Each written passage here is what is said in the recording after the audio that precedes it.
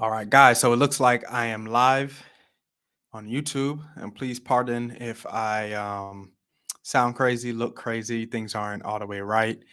This is my first time actually doing a live broadcast, just ever. So just wanted to try it out. I think I wanted to make it as part of my business. I was supposed to be going live with someone else today, but something came up. So just gonna try going live by myself and see how this works. How this all works. Um, and please bear with me because my camera's right here, computer screen's down here, and I just got to get used to looking at the camera. But outside of that, enough of the excuses. My name is Worrell Thomas, real estate agent right here in Atlanta, servicing the Metro Atlanta area. Man, I pretty much say, man, wherever my car can go, that's the area that I service. So I'm helping buyers, sellers, investors in this market as well. Just helping them be able to make the right decision so that they can make their next move their best move. So now that we got that intro over with, today I just wanted to talk about where the real estate market right here in Atlanta, where it's at right now. Um, and the reason why I want to do this is as a real estate agent, I just always feel like I'm fighting the news. Um, in regards to what's going on in the real estate market. So every day I'm working with clients and they're just always coming to me and saying, hey, I've seen this, I've seen that.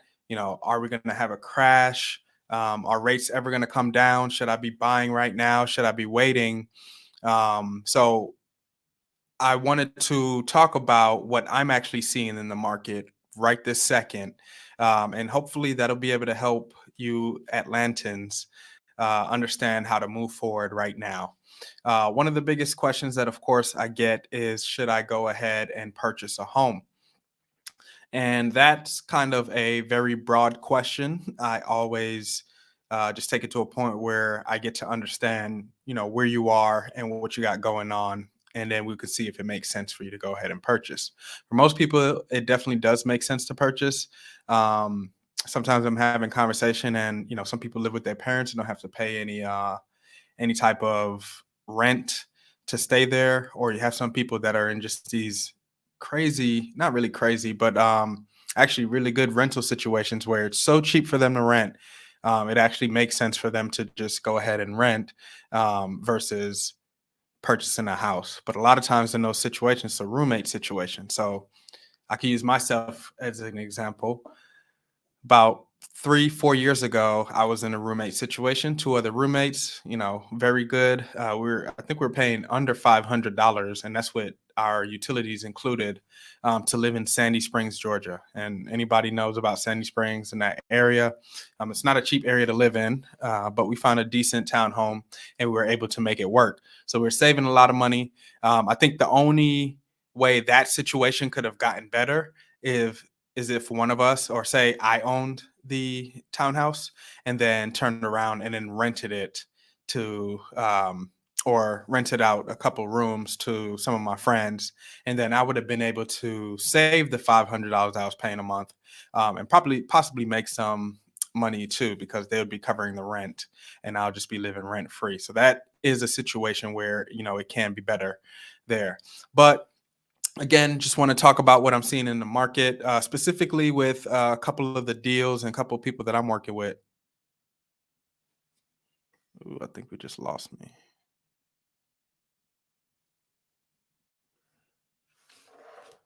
I think I just lost my video.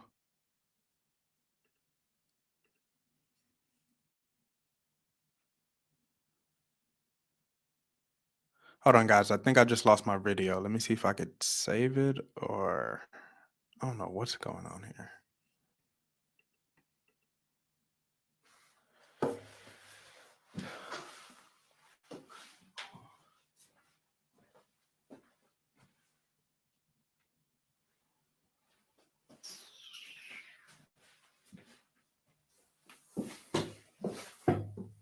All right, guys. I think I lost my video.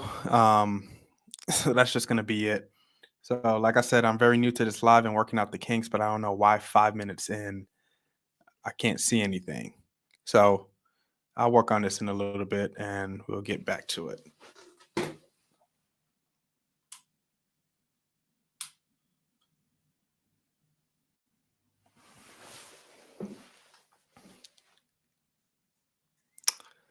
All right, I think we're back. It's probably going to be temporary, but I think we're back.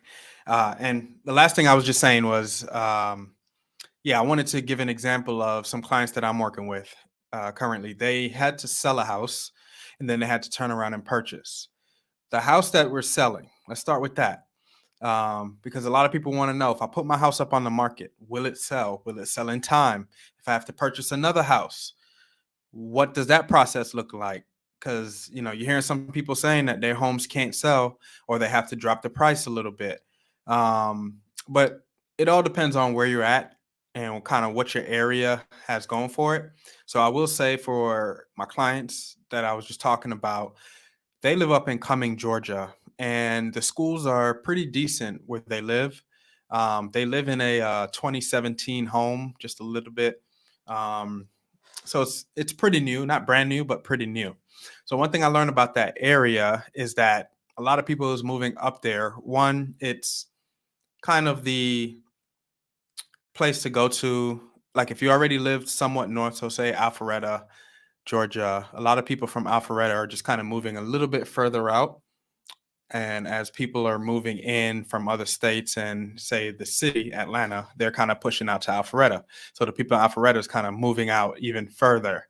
But schools are attracting people a lot. And out in Cumming, they have a few good high schools that a lot of people are trying to get into. So this house does have a pretty good high school. So this one did have a lot of interest in it.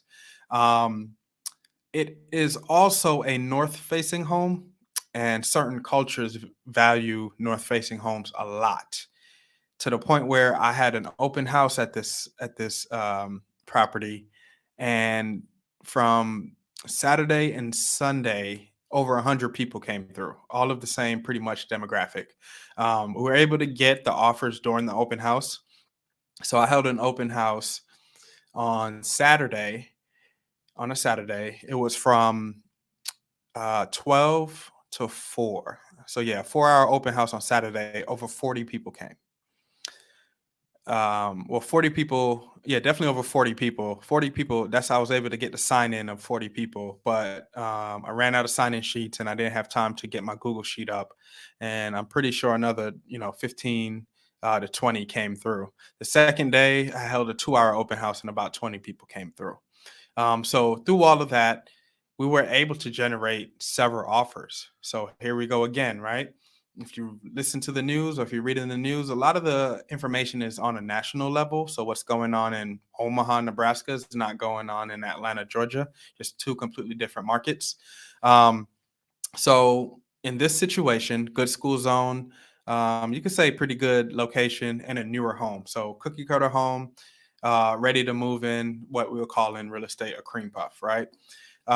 So got a lot of interest on it. Was able to get multiple offers just throughout the weekend alone. Mind you, we did not go on the traditional. Well, we did not, do any showings outside of the open house. So we were able to get 8 offers. We actually got one offer before the property um, was officially listed, but the sellers wanted to see what they could get on the market. So we were able to get about 8 offers on them. A couple of them were over asking. And even the ones that weren't over asking, they came back and were just like, hey, just, we would go above asking. Now, in those situations, I'm like, hey, just bring your best offer. I'm not going to, let you know about other people offers, all that good stuff. Just bring it back. If you want the house, do what you got to do to get the house, right? So we were able to get the offer that we were looking for.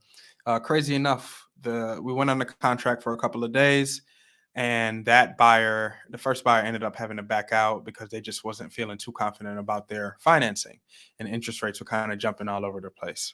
So as soon as that happened, it's funny enough, I literally got a text from another agent who submitted an offer before, and just sent a follow-up message. It was like, hey, we really want the house. Um, we'll do what we need to do to get the house. So they came back, reset their offer, was a little bit better than the first offer that we got, and then we went on the contract with that one. So now we're on the contract, and mind you, I have other people who's hitting me up saying, hey, if this doesn't go through, we still want to sit an offer on the house. So that's a great place to be if you're a seller. And of course, this is not the situation for every home. Um, for example, if you're not in a much desirable area, you don't have much going on there and no school zones, then you're not seeing the same type of results as this home here. Actually, in some places, we're still seeing homes that sit a little bit longer on the market, and those ones have to be strategically priced a little bit better. So location is definitely huge. But my point was is that real estate is hyper local. So just because you're hearing something on the news, that's more of a broad topic, covering more of a broad market. And you need to understand what's going on in your specific market. You need to understand your unique selling point. You need to understand why would somebody come through and purchase your home versus the next home. So back to my clients. So we got the house under contract. So not only they had to sell a house, they had to purchase a house. So very interesting market, right? Because we were in this kind of limbo area a couple months ago where pretty much almost every house, you can almost get away with, offering less or trying to negotiate a little bit. Market kind of heated up a little bit, especially since, what was it, in February? The rates had dropped, and I think I seen reports of, you know, um, 28% more mortgage applications came through, which obviously means there's people out there who's trying to get houses. So my clients needed to buy in this same market. I bought a couple cities over, or was looking to purchase in a couple cities over, and it was kind of the same thing, again, moving in good school zones. They were looking at some newer homes, and it was just getting tough. It was hard to find what they wanted. And every time we saw something, there was just one thing that the box didn't check, right? So they needed more storage. So they would find a house that was in the right location, but just didn't have the additional storage that made sense to go ahead and, move to the next house. Or they'll find a house that had every single thing that they could want, but it wasn't in the right location, or it needed so many repairs that it just didn't really make sense. And then, they're looking up to the $700,000 price point. So here in Atlanta, that used to go a very long way. Over the past couple of years, not so much. So one thing that I'm hearing from clients quite a bit is that, hey, I'm spending $700,000 for a house. I thought I was going to be able to find something, halfway decent, and we're not really finding it as much.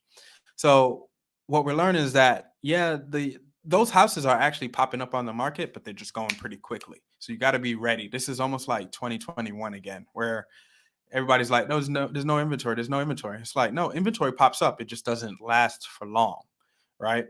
It's kind of like, say Krispy Kreme started selling hot donuts at Walmart. As good as soon as those donuts hit the shelves, people are going to be coming in and taking it off the shelves. So the next person will come in and be like, "Wait, you guys never have any inventory?" It's like, no, the inventory was there. It's just moving very fast. So that's what we're seeing now. So my clients needed to purchase, and that was getting a little bit hairy because we just weren't finding anything that they were looking for. But before we get too far into what they were looking for, let's talk about setting up your home for or setting up the situation to sell your house and then use the money from the house that you're selling for the house that you're purchasing. So you have to there's several ways that you can do it. They have programs that'll, purchase the house that you're living in, and still let you purchase the next house, and then you just kind of do like a rent back thing. But a lot of times they have their hands in your pocket. You could get strategic with how you set up the offers or the offer that you accept, right? So in our case, we went with someone who was pretty flexible with closing. So if closing needed to be pushed out, say 15 days, they're very okay with that, and they were allowing temporary occupancy. So we were asking up to 60 days, but of course, my clients would give up the house if they were able to find something and move before. So that was the game plan, right? Get their house listed for sale so that we can go ahead and make sure that we have, the offer for that. And then at the same time, try to find the next house and put a contract together that's going to allow us to do so. Bro, why does this keep happening?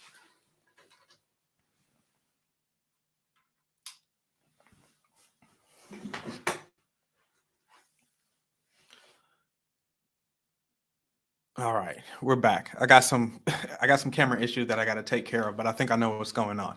So yeah, so yeah, we had to put the contract together correctly. The good thing is, since their house was so many people wanted that house, they were willing to be flexible on the offer that they put in. We struggled a little bit to find a house that my clients would want to move to, and we finally found one, a brand new construction home in the area that they were looking for. And this house had everything that they were looking for. It's crazy how this happened. Literally the same weekend that we went on the contract the day before. Um, Pretty much went on the contract, within a day of each other from listing the house and then finding the next house. Which I think we got lucky with the house that they're purchasing, finding that new construction at the price that they did. And I think the only reason we got so lucky is because the agent for the house that we were purchasing, they just didn't really do a great job at marketing the property. So, for example, my clients are looking for at least a four-bedroom on a basement. Could be built out, could be unfinished. They just need the space for storage, and then just would like to have the potential to do something down there. So this house was listed as a four-bedroom, three bathroom home, or three and a half bathroom house. Didn't mention anything at all about the bonus, like, living area upstairs. I can't even say room, because when you go upstairs, it's a huge, large, long shotgun room. And then to the left, you have a hallway with a bathroom, full bathroom, and then a full bedroom. They left all that out in the description. I know a lot of people would have really liked to see that. Um, they left all that out in the descriptions. The pictures, since it was a new construction, I guess they were super old. So it's, before the house was painted, before it was finished, they didn't even have pictures of the inside. So you can imagine that if you're looking for a house and you really need something, you're looking around and then you just see a house with no paint and no interior pictures. It's very easy to skip that house. And I think we got lucky because we did our due diligence. We pushed a little bit further, took a little work to get in contact with the agent as well. So we had to do all that to be able to get the house. So we were able to get in contact with the agent, and we finally got the house. So we were under contract with both of them, but just wanted to just share that story with you guys, because when the news is not going to say, oh, real estate's hyper local, you should speak with an expert, or you should understand what's going on in your current area. Like, those titles don't sell. But what does sell is, oh, homes are sitting on the market. Home values are going down. Is this like 2008 again? So it's a lot of these titles that get people thinking, get them worried. And when people are worried, they don't make big decisions. When people are worried about what's going to happen with their money, what's going to happen with their jobs, they don't make big decisions. Perfect example. All toward, like, the last half of last year and going into the beginning of this year, we've been talking about the 2023 recession, a recession that's going to be hitting us, and it has yet to really come. So, a lot of people just sitting down or sitting back and not making decisions. So I just hope that I can, share these stories with you guys, just to show you that things are happening in this market. You got to be very strategic. One tip I want to leave y'all with is that, homes sell just for two reasons, right? Or a home wouldn't sell for one of the two reasons. It's either it wasn't marketed correctly or it wasn't priced correctly. So you got to be very strategic, especially in this day and age, with interest rates all over the place. To make sure that you're pricing your home correctly and you have a strong plan to make sure there's as many eyes on your property as possible, so that you can sit back and choose from the offers that choose the offer that works best for you and your goals. So I'm going to leave it there for today. Appreciate y'all checking into my live. Um, I want to be doing this. I think I'm gonna start doing this at least once a week now, just kind of giving a breakdown of the week and what I'm seeing out there in the market.